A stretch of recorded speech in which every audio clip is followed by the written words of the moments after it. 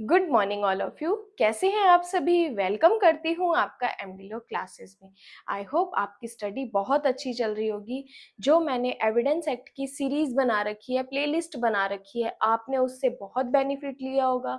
But अगर आपने वो सीरीज नहीं देखी, आपने एविडेंस एक्ट सेक्शन 1 से लेके 100 तक नहीं पढ़ा, तो जल्दी से जाइए एविडेंस एक्ट की प्लेलिस्ट ओपन कीजिए और अपना एविडेंस एक्ट कवर कीजिए। तो आगे इस सीरीज को आगे बढ़ाते हुए अपने पढ़ेंगे आज चैप्टर 7। चैप्टर 7 बोलते हैं सबूत के भार के विषय में, कि जो बर्डन ऑफ प्रूफ है क्या उसी पर्सन को प्रूफ करना होगा या किसी अदर पार्टी को प्रूफ करना होगा। ये सारी चीजें अपने पढ़ेंगे चैप्टर 7 में। आइए स्टार्ट करते हैं। सेक्शन 101 कहता है सबूत का भार किस पर होगा। सबूत का भार किस पर होगा, बर्डन ऑफ प्रूफ किस पर होगा, ये कहता है सेक्शन 101। पढ़ते हैं। जो कोई न्यायालय से ये चाहता है कि ऐसा किसी विधिक अधिकार या दायित्व के बारे में जजमेंट दे जो उन तथ्यों के अस्तित्व पर निर्भर है जिन्हें वे प्रख्यात करता है, प्रख्यात का मतलब एडमिट करता है, स्वीकार करता है, उसे ही साबित करना होगा कि उन तथ्यों का अस्तित्व है। जैसे मैं कोर्ट से चाहती हूं कि कोर्ट आप इन फैक्ट्स के बारे में जजमेंट दें। कोर्ट कहता है मैं जजमेंट देने को रेडी हूं, लेकिन आप प्रूफ कीजिए कि क्या ये डॉक्यूमेंट सही है, क्या ये एविडेंस सही है या इनका एग्जिस्टेंस है। तब अगर आप ये सबूत का भार जो है आप प्रूफ कर देंगे तो मैं इसके ऊपर जजमेंट दे दूंगा। देन कहते हैं जब कोई व्यक्ति किसी तथ्य का अस्तित्व साबित करने के लिए आबद्ध है तब यह कहा जाता है कि उस व्यक्ति पर सबूत का भार है। मैं डॉक्यूमेंट पेश कर रही हूं तो मुझे ही साबित करना होगा कि इन डॉक्यूमेंट्स की वैलिडेशन क्या है, क्या ये सही है या नहीं है, इनके बारे में जो जो एविडेंस मुझे देने होंगे उसका बर्डन किस पर होगा, मेरे पर ही होगा। इलस्ट्रेशन कहते हैं ए न्यायालय से चाहता है कि बी को उस अपराध के लिए दंडित करने का निर्णय दे जिसके बारे में ए कहता है कि बी ने किया है। मैं कह रही हूँ कि एक्स पर्सन ने अपराध किया है, कोर्ट कह रहा है कि तुम साबित कर दो कि इसने अपराध किया है, तो मैं इसके ऊपर इसको पनिशमेंट दे दूंगा और जजमेंट दे दूंगा।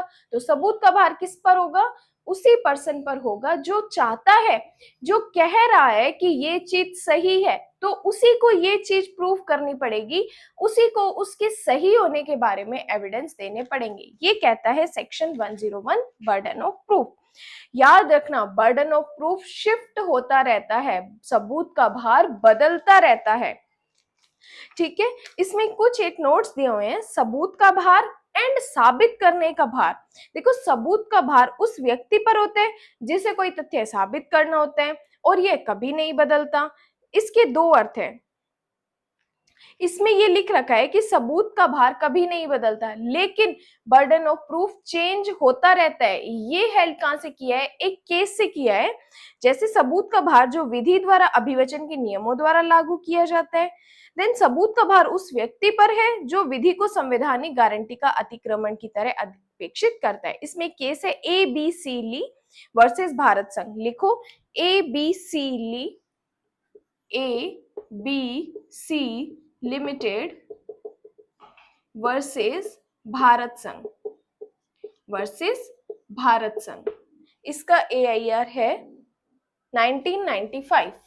1995 ABC लिमिटेड वर्सेस भारत संघ 1995। इस केस में लिखो सबूत का भार उस व्यक्ति पर है, सबूत का भार उस व्यक्ति पर है जो विधि की संवैधानिक गारंटी का अतिक्रमण की तरह अधिपेक्षित करता है। ये सेक्शन 101। देन आते हैं सेक्शन 102। 102 कहते हैं कि सबूत का भार किस पर होता है। ये कहते हैं किसी वाद या कार्यवाही में सबूत का भार उस व्यक्ति पर होता है जो असफल हो जाएगा यदि दोनों में से किसी भी ओर से कोई भी साक्ष्य न दिया जाए। सिंपल सा ये कहता है कि किसी वाद या कार्यवाही में सबूत का भार, बर्डन ऑफ प्रूफ किस पर है, उस व्यक्ति पर होता है जो असफल हो जाए यदि दोनों में से किसी भी ओर से कोई साक्ष्य ना दिया जाए। जैसे मैंने कहा था कि मैं डॉक्यूमेंट पेश कर रही हूं, मैं कोर्ट को कहूंगी कि इन डॉक्यूमेंट्स के बेस पे जजमेंट दे।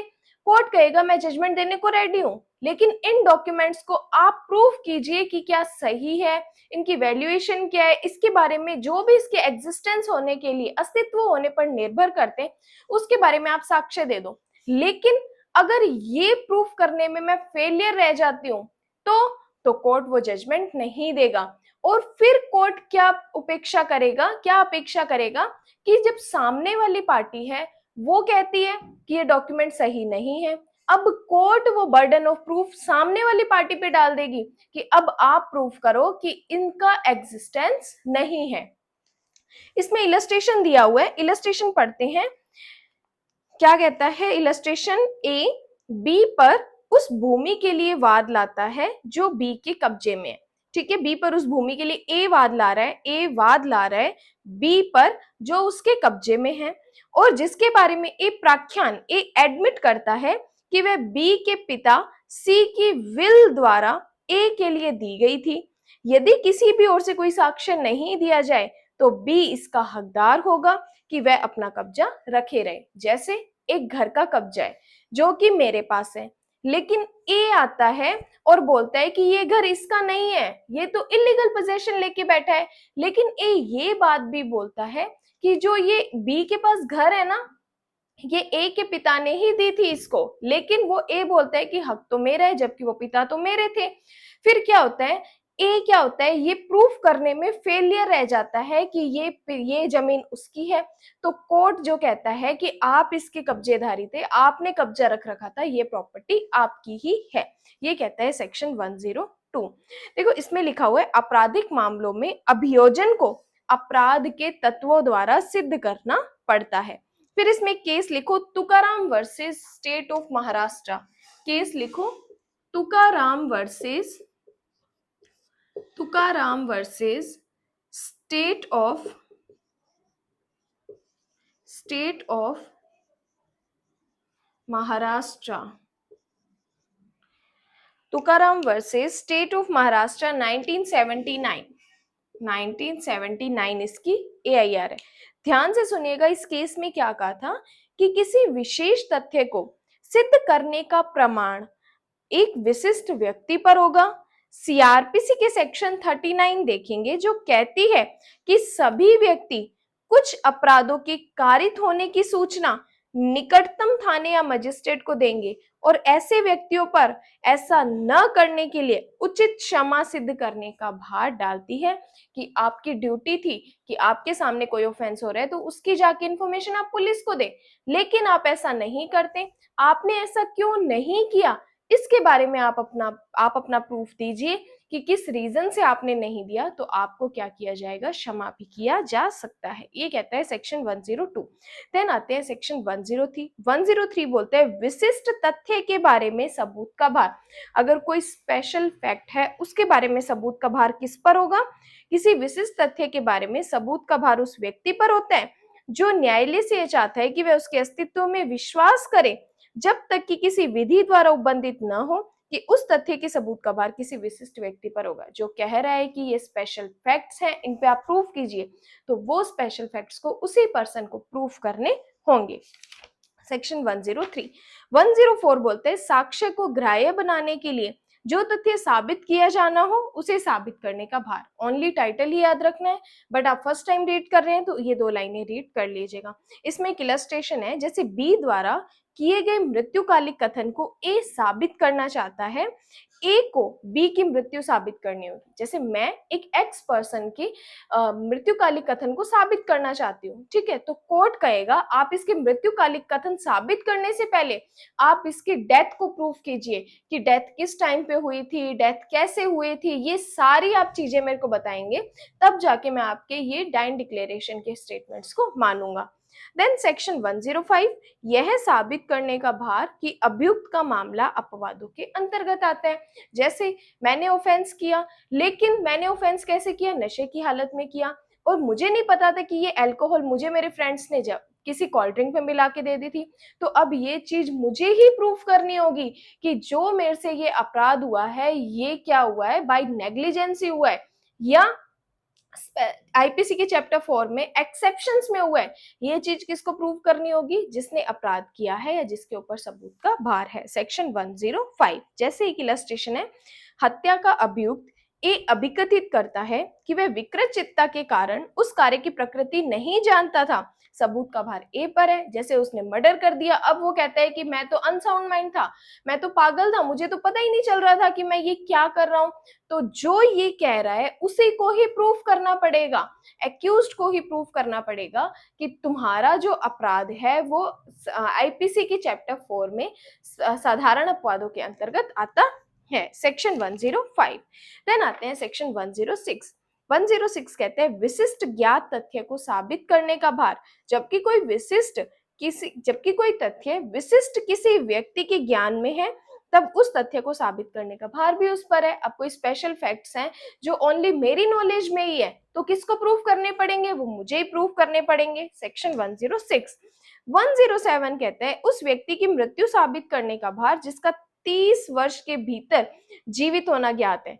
यदि जबकि प्रश्न यह है कि कोई मनुष्य जीवित है या मर गया है और यह दर्शित किया गया है कि वह 30 वर्ष के भीतर जीवित था, तब यह साबित करने का भार कि वह मर गया है उस व्यक्ति पर है जो उसे प्रतिज्ञात करता है। जैसे एक पर्सन है एक्स पर्सन, ठीक है, अब वो पर्सन जीवित है 30 साल से, ठीक है, लेकिन मैं कह रही हूं कि वो पर्सन तो मर चुका है, उसकी डेथ हो चुकी है, तो कोर्ट क्या बोलेगा? आप प्रूफ कीजिए कि उस पर्सन की डेथ हो चुकी है, सेक्शन 107। 107 में क्या की जाती है? जीवित रहने की अवधारणा की जाती है। कोर्ट ये प्रिजम्पशन करता है कि वो पर्सन जिंदा है, लेकिन जब आप बोलते हो कि वो पर्सन तो मर चुका है, तो अब आपको ही प्रूफ करना पड़ेगा उस पर्सन की डेथ के बारे में। इसमें कोर्ट लिखिए, इसमें कोर्ट शैल प्रिजम्पशन करेगा, इसमें कोर्ट शेल प्रिजम्पशन करेगा। देन आते हैं सेक्शन 108। यह साबित करने का भार कि वह व्यक्ति जिसके बारे में 7 साल से कुछ सुना नहीं गया जीवित है। एक पर्सन है जिसके बारे में कुछ 7 साल से सुना नहीं गया, लेकिन उसके बारे में प्रिजम्पशन क्या करेंगे? जीवित रहने की, मरने की प्रिजम्पशन की जाएगी। परंतु प्रश्न यह है कि क्या मनुष्य जीवित है या मर गया, और ये साबित किया गया है कि उसके बारे में 7 साल से उन्होंने कुछ सुना ही नहीं है। जिन्होंने उसके बारे में, यदि वे जीवित होता तो स्वाभाविक सुना होता, तब यह साबित करने का भार कि वह जीवित है उस व्यक्ति पर चला जाता है जो उसे प्रतिज्ञात करता है, सेक्शन 108। लिखो सेक्शन 108 मृत्यु की प्रिजम्पशन करता है। याद रखना, सेक्शन 107 जीवित होने की प्रिजम्पशन करता है, 108 मृत्यु की प्रिजम्पशन करता है। एक केस लिखो, S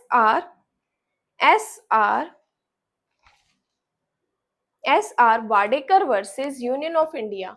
S R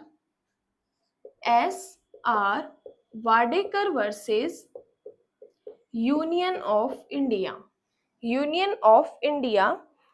AIR 1993, AIR 1993। इस केस में लिखो, व्यक्ति जिसके बारे में 7 साल से कुछ सुना नहीं गया है, तो उसके बारे में मृत्यु की प्रिजम्पशन की जाएगी। एक पर्सन जिसके बारे में कुछ 7 साल से उसके जीवित होने के बारे में सुना नहीं है, अगर जीवित होता तो स्वाभाविक ही सुनते, तो उसके बारे में मृत्यु की प्रिजम्पशन की जाएगी कि वह मर गया है। देन सेक्शन 109, 110, 111 तीनों के आपको टाइटल ही याद रखने पड़ेंगे। 109 बोलता है भागीदारों, भूस्वामी, अभिदारी, मालिक और अभिकर्ता के मामले में सबूत का भार, ओनली टाइटल याद रखना है। 110 स्वामित्व के बारे में सबूत का भार, ओनली टाइटल याद रखना है। 111 उन समव्यवहारों में सद्भाव का साबित किया जाना जिसमें एक पक्षकार का संबंध सक्रिय विश्वास का है, ओनली टाइटल याद रखने हैं इसमें। देन आते हैं 111 कुछ अपराधों के बारे में प्रिजम्पशन की जाएगी, टाइटल याद रखना है, ठीक है। इसमें कौन कौन से ऑफेंस के बारे में प्रिजम्पशन की जाएगी? सबसेक्शन 2 में लिखा हुआ है कि 121, 122, 121A, 123 इनके बारे में, और 122 और 123 में, ठीक है, इनके बारे में क्या प्रिजम्पशन की जाएगी। देन आते हैं 112, मोस्ट इंपॉर्टेंट सेक्शन है, विवाहित स्थिति के दौरान जन्म होना धर्मस्व का निश्चायक सबूत है। यह तथ्य कि किसी व्यक्ति का जन्म उसकी माता और किसी पुरुष के विधि मान्य विवाह के कायम रहते हुए या उसका विघटन होने के उपरांत माता के अविवाहित रहते हुए 280 दिन के भीतर हुआ है। मतलब कोई दो कपल है, दो पेरेंट्स, दो पर्सन है जिनकी मैरिज हुई, उस मैरिज के ड्यूरिंग क्या हुआ? एक बच्चा हुआ, तो वो क्या है? धर्मस्व का निश्चायक सबूत होगा। सेकंड कहता है कि हस्बैंड और वाइफ इन दोनों के डिवोर्स होने के बाद अगर फीमेल ने रीमैरिज नहीं की है, तो 180 दिन के भीतर कोई बच्चा पैदा होता है तो वो बच्चा उसी पर्सन का माना जाएगा और वह धर्मस्व का निश्चायक सबूत होगा। इस बात का निश्चायक सबूत होगा कि वह उस पुरुष का धर्मज पुत्र है जब तक यह दर्शित न किया जा सके कि विवाह के पक्षकारों की पहुंच ऐसे किसी समय नहीं थी जब उसका गर्भाधान किया जा सकता था।